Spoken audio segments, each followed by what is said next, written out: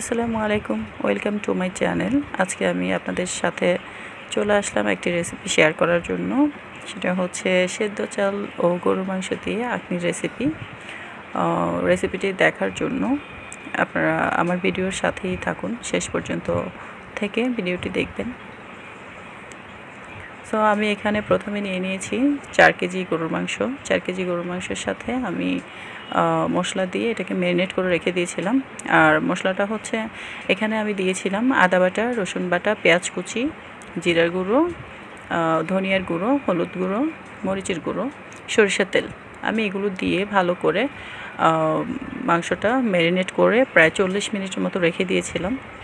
So 40 মিনিটের মতো রেখে দিয়ে আমি চুলায় পাতিল বসিয়ে আমি সেখানে তেল দিয়ে তেলটা গরম করে আপনার 4 কেজি মাংসের সাথে 3 কেজি চাল আমি দিব। তো এই ক্ষেত্রে আমি তেলটা অনুমান করে দিয়েছি। আপনারা যে যতটুকু রান্না করেন ওটা তেল আন্দাজ করে দিলে হবে, অনুমান করে দিলে হবে। আমি এখানে প্রায় হাফ কেজির মতো তেল দিয়েছি, হাফ কেজিরও বেশি হবে তেল দিয়েছি। দিয়ে আমি পেঁয়াজটা ব্রাউন কালার করে ম্যারিনেট করা মাংসগুলো দিয়ে দিলাম। ম্যারিনেট করা মাংসটা দিয়ে আমি এভাবে নেড়ে চেড়ে নিচ্ছি, কারণ মাংসটা যেন নিচে পুড়ে না যায়, লেগে না যায়। তাই আমি এভাবে ঢাকনা ছাড়া মাংসটা কষিয়ে নিব কিছুক্ষণ, এভাবেই রাখবো কিছুক্ষণ। পাশে আমি আলু ভেজে রেখে দিয়েছি আখনিতে দেওয়ার জন্য, ওটা আমি লাস্টে দিব।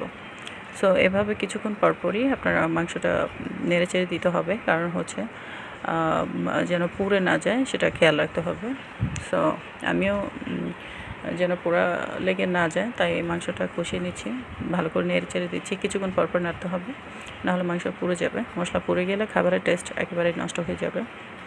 সো আমি এভাবে ঢাকনা ছাড়া চুলার পাশে দাঁড়িয়ে থেকে কিছুক্ষণ পরপর নেড়ে দিচ্ছি। ঢাকনা দিলে পানি উঠে যাবে, তাই ঢাকনা দিলাম না, এভাবেই ঢাকনা ছাড়াই এটাকে ভালো করে কষিয়ে নিচ্ছি। মশলাটা পুড়ে না যাওয়ার জন্য খুব অ্যালার্ট হয়ে এখানে দাঁড়িয়ে থেকে আমি নাড়াচাড়া করছি।